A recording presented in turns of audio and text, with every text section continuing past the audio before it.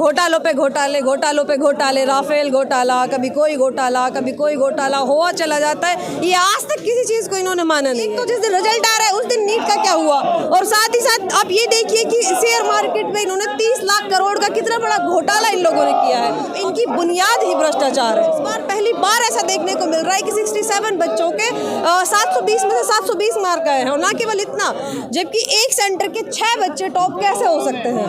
बच्चे इतने ज़्यादा निराश और हताशा हाथ लगी है जब से नीट का रिजल्ट आया है। वो डर लगता है कि कुछ स्टूडेंट्स आत्महत्या ना कर लें। तैयारी करते हैं, कोचिंग इंस्टीट्यूट्स की इतनी फीस है, रहने की, घर से दूर रह करके इतना स्ट्रगल करते हैं, बच्चों के इतने सपने होते हैं, और ये बच्चों के भविष्य के साथ किस तरह का खिलवाड़ कर रहे हैं वो आप लोगों के सामने है।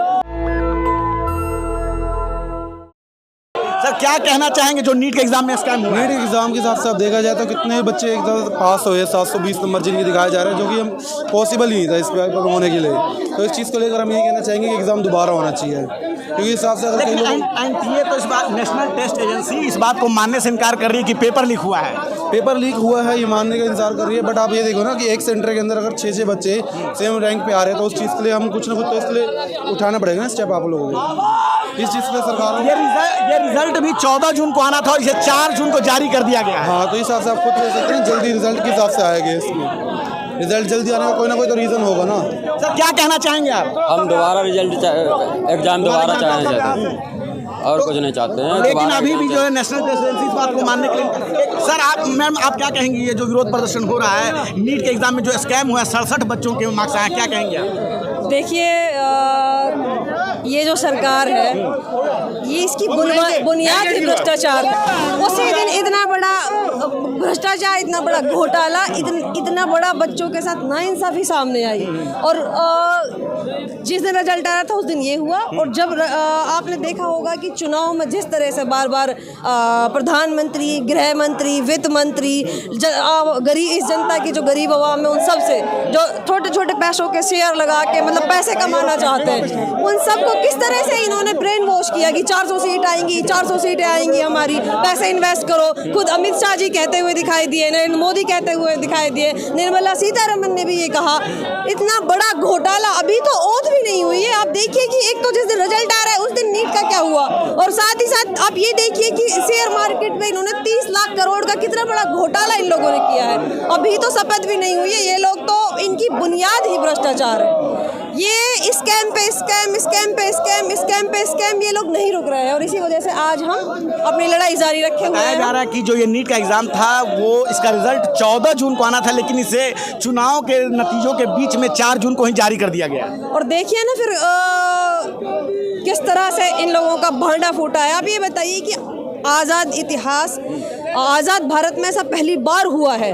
2023 की अगर मैं बात करूं तो 2 बच्चों की फर्स्ट रैंक आई थी। उससे पहले की मैं बात करूं तो 4 बच्चों की रैंक आई थी। लेकिन इस बार पहली बार ऐसा देखने को मिल रहा है कि 67 बच्चों के 720 में से 720 मार्क आए हैं। और ना केवल इतना, जबकि एक सेंटर के 6 बच्चे टॉप कैसे हो सकते हैं। और 2 बच्चों के माँ से 719 और 718, ऐसा तो टेक्निकली पॉसिबल ही नहीं है, क्योंकि एक सही क्वेश्चन पे 4 नंबर मिलते हैं और एक गलत जवाब में 1 नंबर काटा जाता है। तो बहुत अतरंगी चीज़ें इन लोगों के राज में देखने को मिल रही हैं।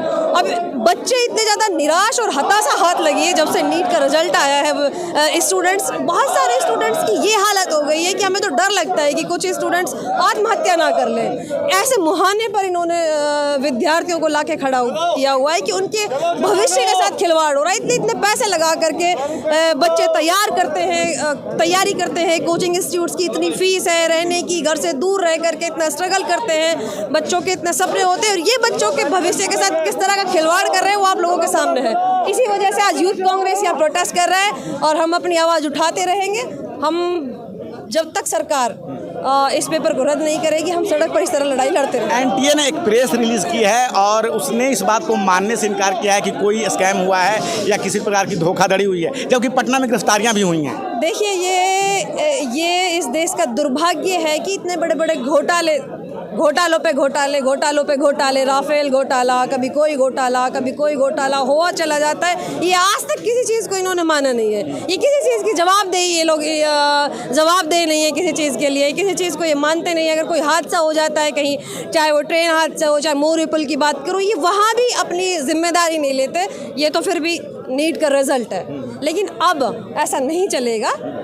इस देश की जो आवाम है, इस देश का जो युवा है, वो युवा जाग चुका है। और अगर ये लोग अभी भी नहीं मानते हैं, अपनी हरकतों से बाज नहीं आते हैं, जो इस बार जो रिजल्ट आया है ना, पिछली बार बहुत बुरी दुर्दशा इन लोगों की होगी।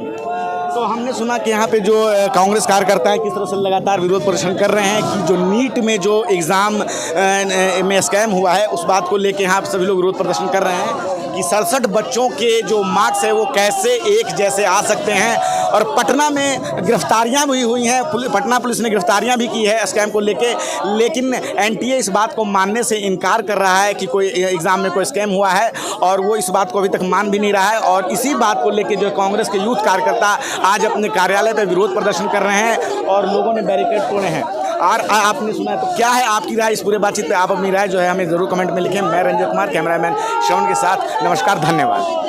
नेशनल दस्तक की आपसे गुजारिश है कि अगर इसको बचाना चाहते हैं तो नेशनल दस्तक को सब्सक्राइब करने के लिए रेड कलर के सब्सक्राइब बटन को दबाएं, फिर बेल आइकन की घंटी दबाएं। नेशनल दस्तक को बचाने के लिए बहुत जरूरी है कि हर खबर को शेयर करें, लाइक करें, कमेंट जरूर करें।